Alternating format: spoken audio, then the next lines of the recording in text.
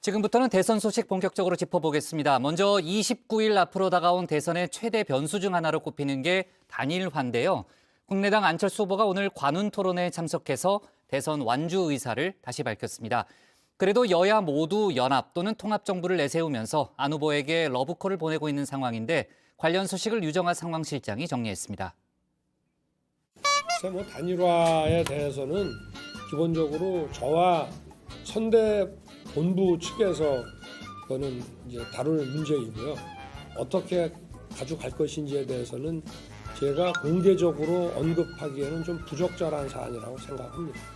저는 기본적으로 공개적으로 그렇게 이야기하고 저희한테 뭐 미리 사전에 어떤 협의나 이런 것들은 저희들은 전혀 없습니다.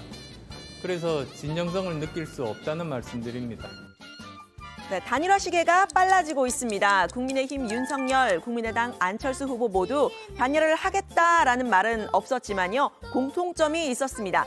비공개 대화는 둘 다 열어놨다는 점인데요. 특히 윤 후보는 본인이 직접 나설 수 있다 이렇게 뜻을 밝혔죠.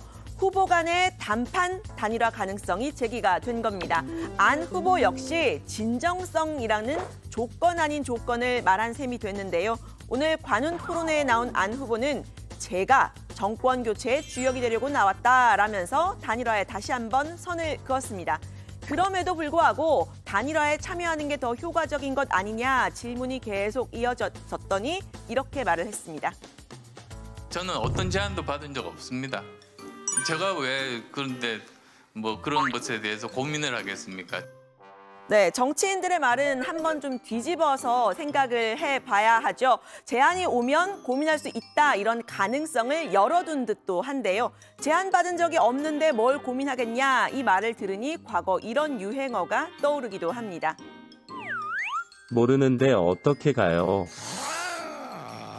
네, 두 후보 간의 담판이 이루어진다면 후보 간의 관계, 그러니까 케미가 중요하겠죠. 윤 후보와 안 후보는 지난해 만남에서는 화기애애한 분위기를 연출했습니다. 고용원전 프로젝트를 하는데 국가 정책과 달라서 연구비가 굉장히 부족한 그런 형편입니다. 그러니까 SMR이 과거에는 이제 군사적으로 핵 항로나 핵 추진 감싸 이런 데 쓰일 정도를 네. 민간 부문을 전용이 잘 되면은 충전 비용이라든가 이런 것도 많이 줄여줍니다. 그렇습니다. 너무 정확하게 알고 계셔서 원자력 전문가가 대담하는 것 같아요. 아주 그 말씀을 신문에서 이름 선배가 대표님 앞에서 내가 이런 과학기술 얘기를 하면 안 되죠.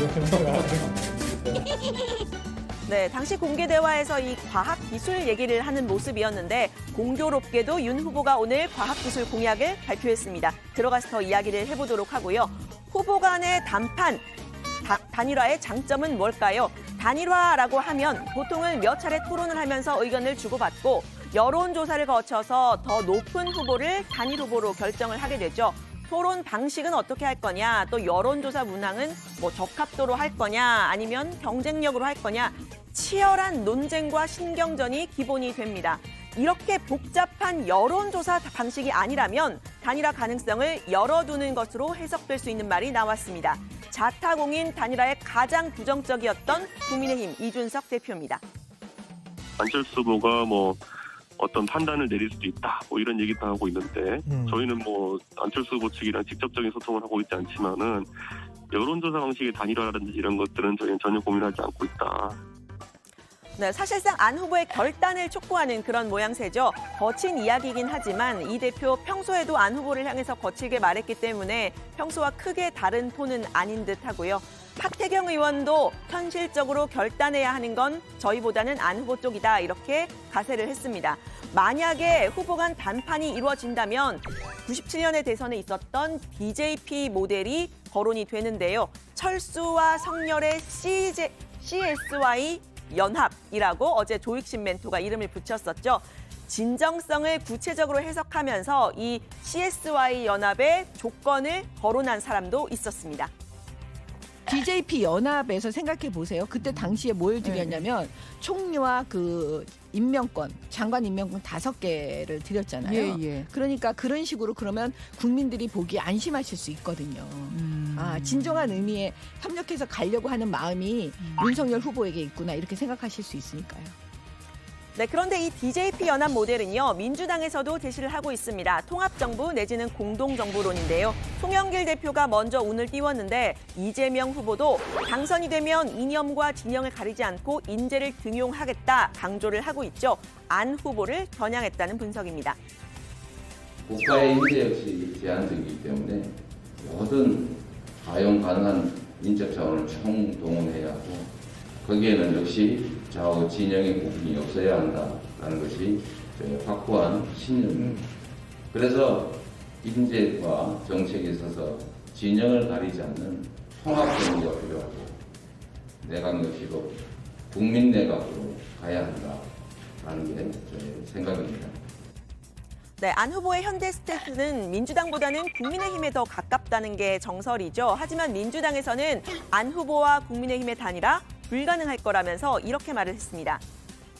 윤석열 후보가 또 폭탄주 돌리면서 술도 못 마시는 안철수 후보한테 폭탄주를 돌리면서 내가 대통령 할 테니까 총리 하십시오 이렇게 자리 나눠먹기 형태밖에는 안 되는 거 아니겠습니까? 과연 그거는 저는 불가능할 거라고 봅니다. 네, 여야 모두의 연합 혹은 통합정부 러브콜을 받고 있는 안 후보는 어떻게 답을 했을까요? 그런 정부를 만들 수 있는 건 이 후보도 윤 후보도 아니고 본인이다 강조를 했습니다. 저는 양당 어느 쪽이 집권을 하더라도 여전히 내각도 그렇고 국민도 그렇고 반으로 나뉘어져서 있을 거라고 생각합니다. 저는 오히려 저야말로 제가 유일하게 이런 실질적인 국민통합 내각을 만들 수 있는 적임자다라는 생각을 합니다. 네, 국민의당에서는 좀 더 강경한 대답도 나왔습니다. 여야가 제안한 선거 연합으로 안철수 대통령이 되면 이 후보나 윤 후보가 총리를 할 수 있겠냐고 물은 겁니다. 다만 안철수 대통령, 이재명 총리가 가능할까요? 청문회를 통과할 수가 없을 텐데. 청문회의 기본적인 그 후보의 자질, 후보의 여러 가지 도덕성 문제, 이런 부분들 때문에 청문회의 기준을 통과하기가 어렵지 않겠습니까?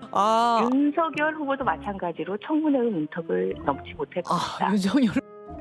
네, 권 원내대표의 말에서 보신 것처럼 단일화를 둘러싼 날선 감정 싸움도 계속되고 있는데요. 러브콜만 오가는 건 아닌 겁니다. 국민의당 이태규 총괄 선대본부장은 쥐뿔도 없는데 반사이익으로 제1야당의 지지율이 좀 높다 이런 말도 했었죠. 권 원내대표 역시 답정윤, 즉 답은 무조건 윤석열 후보니 닥치고 양보하라는 국민의힘을 만날 가능성은 0%라고 했습니다. 진정성 있게 대화를 할 수가 있는 그런 상대가 아닙니다. 지난 합당 결렬에서 봤듯이 이 국민의힘은 국민의당을 속값으로 논하면서 한껏 무시와 조롱을 하면서 그 상황에서 지금까지 단 한 발자국도 변화가 없는 그런 상황입니다. 네, 국민의힘 이준석 대표 역시 안 후보 처지에서 여론조사 단일화는 가당찮다. 다급해지면 막말하는 분들이라고 국민의당을 표현했는데요. 이 대표와 종종 의견차를 드러내기도 하는 김재원 최고위원도 안 후보에 대한 시각은 비슷한 듯합니다. 안 후보는 한마디로 힘든 분이라고 한 건데요. 야권 단일화가 되더라도 시너지를 낼 수 있을까 좀 의심스러운 대목입니다. 제가 아는 안철수 후보는 굉장히 힘든 분이에요. 대화를 해서 합리적으로 어떤 상황을 함께 만들어가기가 힘들고 또 우리가 이제 흔히 이야기할 때 안동설 이런 말이 있잖아요. 안철수를 중심으로 온 우주가 돈다 이런 그런 이야기도 있고 또 네, 초박빙 대선에서 변수로 떠오른 단일화 될 것 같기도 하고 아닐 것 같기도 하고 헷갈리는데요. 마냥 이런 상태가 계속될 수만은 없겠죠. 시한이 있습니다. 이준석 대표는 본격 선거 운동에 돌입하는 이번 주말 이전에 정치적 판단이 있어야 한다 이렇게 말을 했는데요. 단일화 1차 시한은요. 후보 등록일 전인 이번 주말로 거론이 됩니다. 등록일이 지나면 투표 용지에 이름이 적히게 되는 거고요. 2차 시한을 언급하는 사람들도 있습니다. 그건 투표 용지 옆에 이름에 사퇴라고 쓸 수 있는 투표 용지 인쇄일 28일 전입니다. 그러니까 27일까지겠죠. 만약에 그때까지 안 되면 투표소에 사퇴했다 이렇게 안내문을 붙일 수 있는 사전 투표일 3월 4일 전이 3차 시한인데요. 그런데 국민의힘에서는 투표일 바로 전날까지도 단일화 이슈가 살아있을 수 있다 이런 주장도 나왔습니다. 저는 뭐 투표일 전날까지도 가능하다고 생각하는데요. 그 야권의 단일 후보 또는 국민들이 특히 이제 중도층에서 저 윤석열 후보가 그 확실한 정권 교체의 대안이구나라는 인식을 심어줄 수 있도록 만들어가는 것이 필승 전략이라고 보거든요. 네, 단일화를 좀 종종 다뤄야 될 것 같은 그런 느낌이 들기는 하는데요.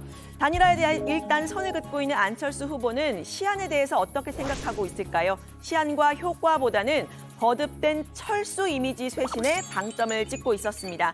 본인이 중도 사퇴하면서 결론적으로 단일화를 한 건 2012년 대선 한 번이고 실제로 단일화를 한 건 지난해 서울시장 보궐선거뿐이다 강조를 했는데요. 모든 선거를 사실 완주했는데 왜 이번에도 그만둘 거냐고 이야기를 하는지 그거야말로 사실 잘못된 기득권 정당의 정치 세력의 이미지 조작인 거죠. 제일 처음 제가 2012년 대선에 출마했을 때 그때는 정치나 또는 사람에 대해서 처음이다 보니 너무 선의로 대했구나 하고 저 스스로 다시는 그런 실수를 반복하지 않아야 되겠다. 그런 교훈을 얻었던 것이고요. 네, 안 후보 입장에서는 또다시 철수냐 안 철수냐 이런 상황에 직면한 듯한데요. 1차 단일화 시안으로 제기되는 후보 등록 전 이번 주 안에 단판을 위한 후보들의 움직임이 있을지 관심이 쏠립니다. 국민의힘 이준석 대표는 방금 전 썰전 라이브에 출연을 해서 현실적으로 논의될 만한 날이 내일이나 모레 정도다라고 말을 했는데요. 앞서 국민의당 권은희 원내대표는 윤 후보가 조용히 만나자고 해도 안 후보는 안 만날 것이라고 선을 그었습니다. 두 사람은 양당에서 단일화에 가장 부정적인 위치에 있는데요. 정치는 생물이라고 하니까 역시 상황을 좀 지켜봐야겠습니다. 오늘 발제는 이렇게 정리합니다. 윤석열, 안철수 단판 가능할까? 이번 주말이 단일화 1차 시안.